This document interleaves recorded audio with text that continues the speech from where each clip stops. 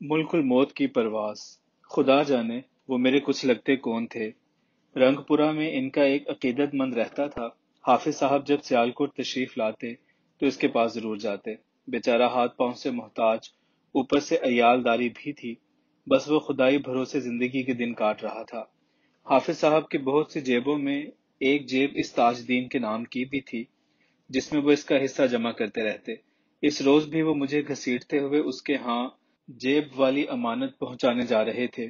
ایک انتہائی تنگ پتلی سی گلی کے آخر پہ اس کا ڈربہ نما مکان تھا۔ گلی ایسی تنگ اور سکڑی ہوئی کہ آنے جانے والے ایک دوسرے سے مجبوری کا معانقہ کرتے ہوئے گزرتے تھے۔ گلی میں داخل ہوتے ہی حافظ صاحب نے مجھے آگے کر دیا۔ ہم بمشکل 8-10 قدم ہی آگے بڑھے ہوں گے کہ ایک دم انہیں ایمرجنسی بریک لگ گئی۔ ان کا وہ ہاتھ جو شانے پہ رکھا تھا تھر تھر کانپنے لگا۔ اپنا دوسرا عصا والا ہاتھ بھی میرے دوسرے شانے پہ رکھ کر انہوں نے مجھے گھسیٹ کر اپنے پیچھے کر لیا اور اجلت کے ساتھ ایک ایک قدم پیچھے ہٹتے ہوئے گلی سے باہر نکل دائیں طرف ایک تھڑے کی آڑ لے کر کھڑے ہو گئے۔ مجھے ابھی تک انہوں نے اپنی اوٹ میں چھپا رکھا تھا۔ میں ابھی صحیح سے اس صورتحال کو سمجھ نہ پایا تھا کہ زن سے ایک کالی شاہ بھینس نتنوں سے شعلے اور کھروں سے چنگاریاں چھوڑتی ہوئی اندر گلی سے نکلی اور گولی کی طرح ہمارے سامنے سے گزرتے ہوئے کھیتوں کی جانب چلی گئی۔ مارے خوف اور دہشت میری تو گھگی بند گئی۔ بھینس تھی یا کالا شاہ گینڈا، میری نگاہیں اس کے تعاقب میں تھی۔ جیسے جیسے وہ دور ہوتی جا رہی تھی ایسے ایسے زمین چھوڑتی جا رہی تھی۔ میں دیکھ رہا تھا کہ وہ کھیتوں اور پھر درختوں کے اوپر اسی رفتار سے بھاگتی ہوئی جا رہی ہے، یہاں تک کہ نظروں سے اوجھل ہو گئی۔ میرا منہ اور آنکھیں حیرت سے پھیلی ہوئی اور دل سینے میں کسی خرگوش کی طرح پھدک رہا تھا۔ ایک اور عجیب بات کہ اس واقعہ کے دوران کچھ اور لوگ اور بچے بھی گلی کے باہر اور اندر موجود تھے، مگر کسی کے بھی چہرے بشرے پہ کوئی پریشانی دکھائی نہیں دے رہی تھی اور نہ ہی کسی کو بھینس کے اس طرح بکٹٹ بھاگنے سے ادھر ادھر بھاگتے یا کسی آڑ اوٹ میں پناہ لیتے دیکھا۔ سب مطمئن اور نارمل تھے کہ جیسے یہاں کوئی غیر معمولی واقعہ ظہور پذیر ہی نہیں ہوا۔ یوں ہی میں نے حافظ صاحب کی جانب دیکھا۔ ان کے اندر باہر کا پنڈولم حسب معمول چل رہا تھا۔ ذرا سکت سے نکلتے ہی میں نے سامنے کھڑے ایک لڑکے کو اشارے سے اپنے پاس بلایا۔ یار یہ کس کی بھینس تھی جو رسہ توڑوا کر بھاگی ہے؟ اس تنگ سی گلی میں ایسی موٹی تازی خطرناک سی بھینس، کوئی اس کے سامنے آ جاتا تو اس کا تو کچومر نکل جاتا۔ وہ لڑکا یوں میری اور حافظ صاحب کی جانب دیکھ رہا تھا جیسے ہم دونوں کسی پاگل خانے سے فرار ہو کر آئے ہوں اور یہاں چھپ کر کھڑے ہوں۔ آخر وہ بولا، اوئے پاگل خانے، تم کس بھاگتی ہوئی بھینس کا ذکر کر رہے ہو؟ میں یہاں گھنٹے بھر سے کھیل رہا ہوں، نہ تو یہاں سے رسہ توڑوا کر کوئی بھینس گزری ہے اور نہ ہی اس گلی میں کسی کے پاس کوئی بھینس ہے۔ گلی سے دو آدمی تو گزر نہیں سکتے، بھینس کہاں سے گزرے گی؟ وہ لڑکا عجیب سی نظروں سے مجھے گھورتا ہوا ہٹا تو میں نے حافظ صاحب سے پوچھا، حافظ جی یہ بھینس، میں نے اس وقت تو گلی میں سے کسی بھینس کو آتے نہیں دیکھا تھا، آپ کو وہ بھینس کہاں سے نظر آ گئی جو آپ مجھے اس تنگ گلی سے گھسیٹ کر باہر نکال لائے؟ چند لمحے توقف کے بعد حافظ صاحب کے منہ سے نکلا، انا للہ و انا الیہ راجعون۔ ٹوڈل کہاں، چلو ذرا بازار تک ہو آئے۔ وہ مجھے اس طرح لیے ہوئے بازار کی جانب بڑھ رہے تھے جیسے وہ بینا ہو اور میں نابینا۔ وہ سیدھے شیخ برکت علی کی دکان پہ پہنچے، مکمل کفن دفن کا سامان بندھوا کر مجھ پہ لاد دیا، چلو اب وہیں کالی بھینس والی گلی میں چلتے ہیں۔ یہاں پہنچتے ہی آہو بکا کی آوازیں ہمارے کانوں میں پڑیں۔ تاج دین کے گھر کے باہر مرد عورتیں جمع تھیں۔ حافظ صاحب کو دیکھتے ہی لوگوں نے رستہ کھول دیا۔ عصر کی نماز کے بعد حافظ صاحب نے ہی جنازہ پڑھایا۔ شام کو واپسی پہ میں نے ڈرتے ڈرتے حافظ صاحب سے پوچھا، حافظ جی وہ کالی شاہ بھینس، کون سی بھینس ٹوڈل کہاں؟ وہ جو تاج دین کے گھر کی طرف سے رسہ توڑوا کر بے تحاشا بھاگی چلی آ رہی تھی اور جس کی زد سے بچاتے ہوئے آپ مجھے فوراً گلی سے باہر نکال لائے تھے۔ وہ کمال بھول پن سے پوچھنے لگے، تم نے خود اپنی آنکھوں سے اس کالی شاہ بھینس کو دیکھا؟ میں نے فوراً جواب دیا، جی ہاں، میں نے اپنی آنکھوں سے اس کالی شاہ بھینس کو گلی سے آتے ہوئے اور ادھر باہر کھیتوں کی جانب جاتے ہوئے بلکہ پھر اوپر آسمان کی جانب پرواز کرتے ہوئے بھی دیکھا ہے۔ وہ اپنی نرم نرم انگلیوں سے ٹٹول کر میرے منہ پہ اپنا سبک سا ہاتھ رکھتے ہوئے بولے، بس ٹوڈل کہاں، خاموش ہو جاؤ، اور کبھی کسی سے یہ بحث والا ذکر نہ کرنا وہ ملک الموت تھا، اور ہاں، اب اس موضوع پہ کوئی سوال بھی نہ کرنا۔ علی پور شریف والے حضرت پیر جماعت علی شاہ رحمۃ اللہ علیہ کے وصال سے ایک روز پہلے وہ مجھے علی پور شریف لے آئے تھے۔ میں بخار میں بھن رہا تھا۔ صبح ہی صبح ان کی آمد ہوئی۔ میرے بخار کا سن کر میرے پلنگ پہ آپ براجمان ہوئے۔ السلام علیکم ٹوڈل کاں، یہ تم نے کیا ڈھونگ رچا رکھا ہے؟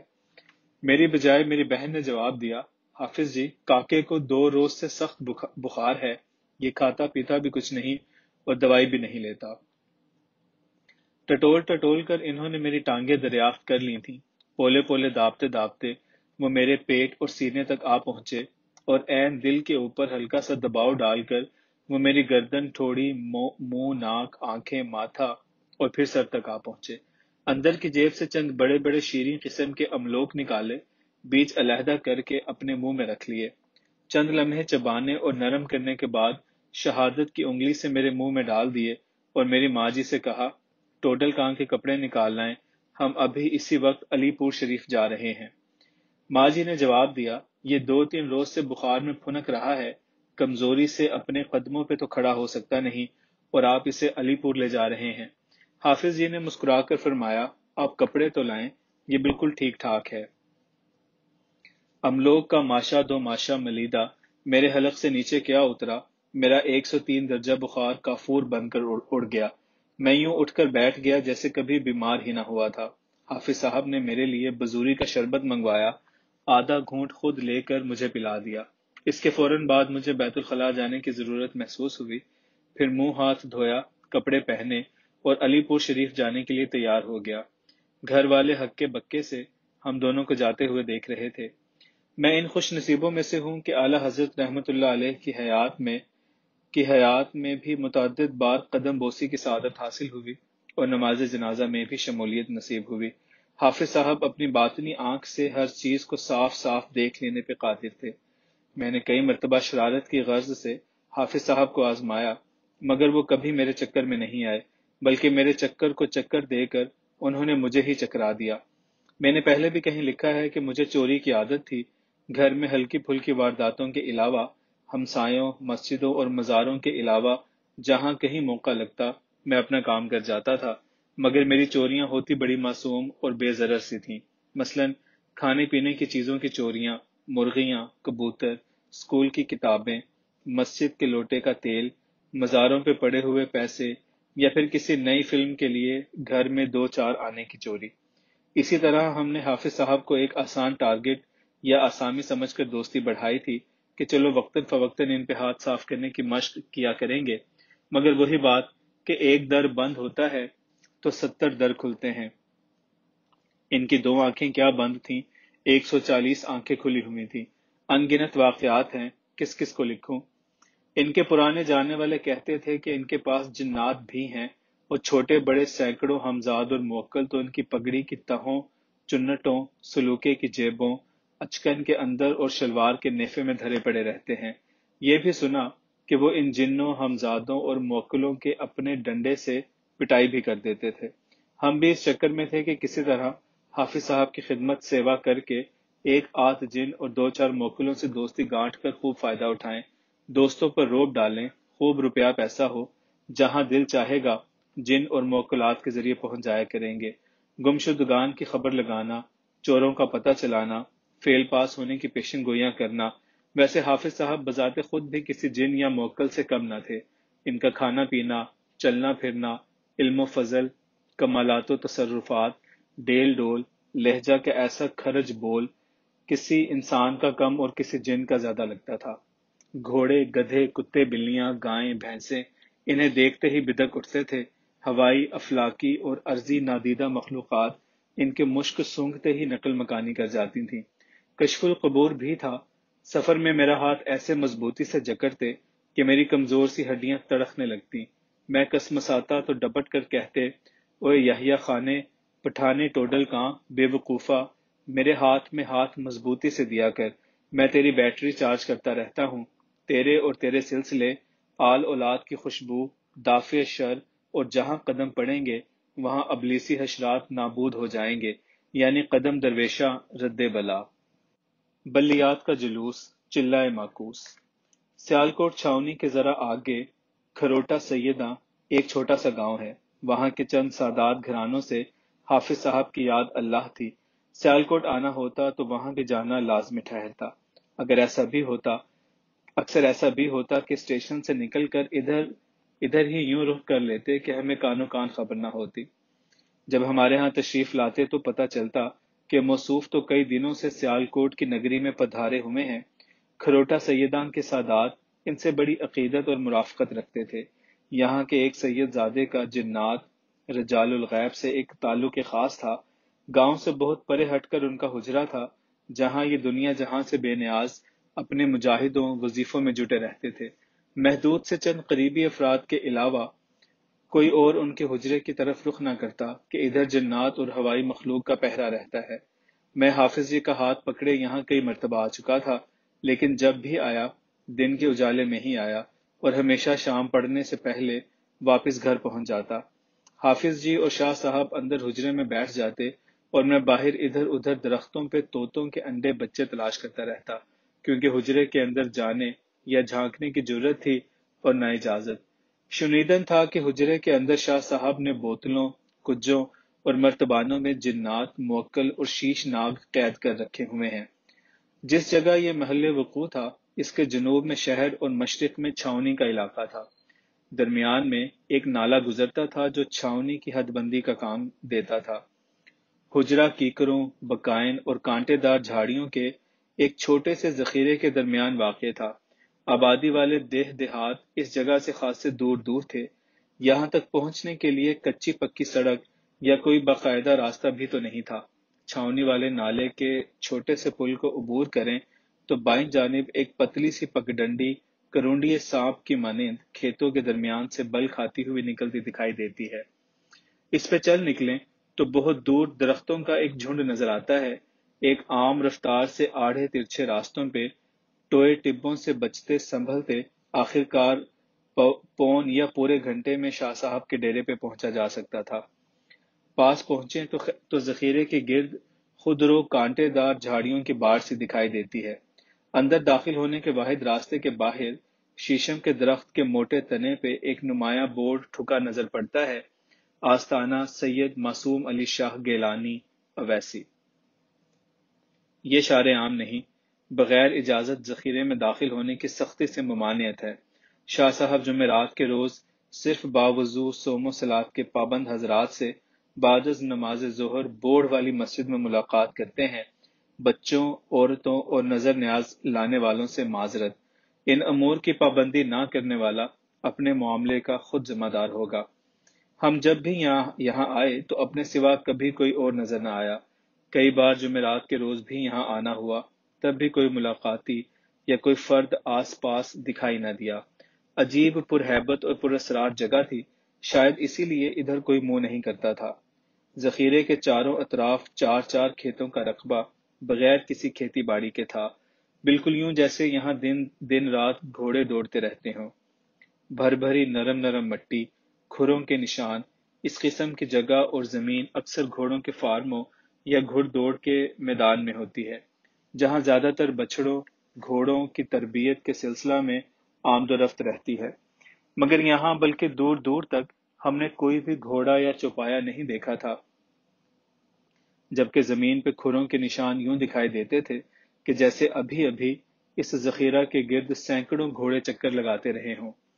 وہ ایک شکر دوپہر تھی جب حافظ صاحب کا پسینے سے تربتر صحت مند ہاتھ تھامے چھاؤنی والے پل کو عبور کر کے میں ایک شیشم کے درخت کے تلے چند لمحے سستانے کی غرض سے بیٹھا ہوا تھا۔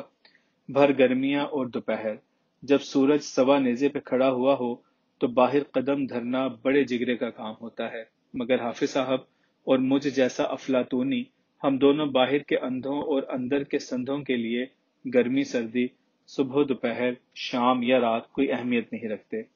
ہم دونوں صدا کے سیلانی اور آوارہ گرد۔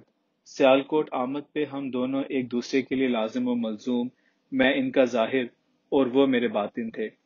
کاں میں نے سر اٹھا کر اوپر دیکھا تو ایک کوی کوا عین اوپر ٹہن پہ چونچے کھولے متوحش سے بیٹھے ہماری جانب دیکھ رہے تھے۔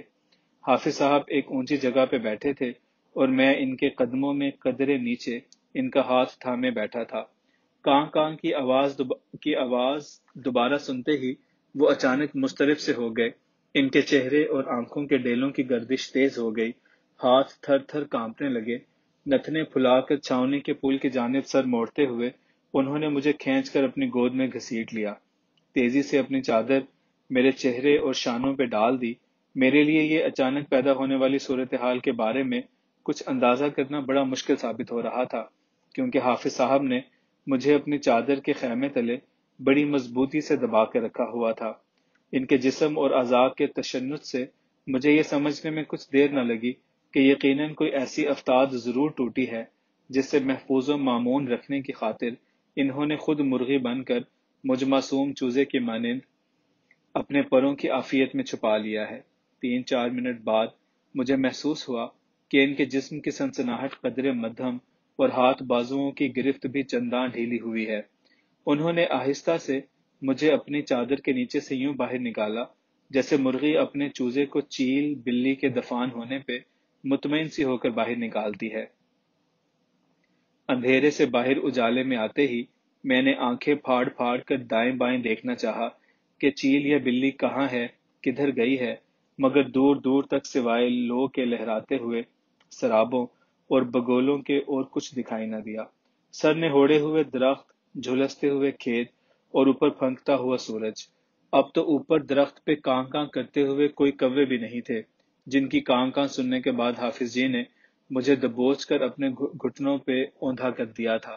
حلق میں جیسے کانٹے سے اگائے اور زبان اکھڑ کر کاٹ بن گئی تھی۔ بڑی مشکل سے حلق تر کرتے ہوئے میں نے حافظ صاحب سے کہہ پایا، حافظ جی بڑی سخت پیاس لگی ہے۔ یاسین کا دودھ پیاس کا مقصود۔ میں جانتا تھا کہ پانی پیچھے پل کے پار چھاؤنی تانگے والوں اڈے کے نل یا وہاں کسی دکان سے مل سکتا ہے، یا پھر چند کوس آگے کھروٹا سیداں سے دستیاب ہو سکتا ہے، اور یہ دونوں جگہیں ایسی بھی قریب نہ تھیں کہ آسانی سے پانی حاصل کیا جا سکتا۔ حافظ صاحب میری پیاس کی پریشانی سے آگاہ ہو چکے تھے۔ بجائے کچھ کہنے یا کوئی جواب دینے کے انہوں نے بڑی محبت سے میرے چہرے اور میرے خشک پپڑی جمے ہونٹوں پہ اپنا ہاتھ مس کرتے ہوئے پھر مجھے منہ کے بل اپنی گود میں ڈال کر اوپر چادر ڈال دی۔ یا اللہ، یہ آج چادر تلے میری کون سے چاند ماری ہو رہی ہے۔ پہلے کوے کی کاں کاں پہ چادر پوشی ہوئی، اب پیاس پہ بھی چادر پوشی۔ میں گود میں پڑا پڑا ہلکا سا کسمسایا۔ حافظ صاحب نے اپنی بھاری بھرکم آواز اور کوہنی کا بوجھ ڈالتے ہوئے کہا، الحمد شریف کا شربت، آیت الکرسی کا دودھ، یا پھر سورہ یاسین کا آب زمزم، بول ٹوڈل کاں کی میں تینوں پلاواں۔ میں بدقت مگر بصد اجلت بولا، دودھ مگر ٹھنڈا اور میٹھا۔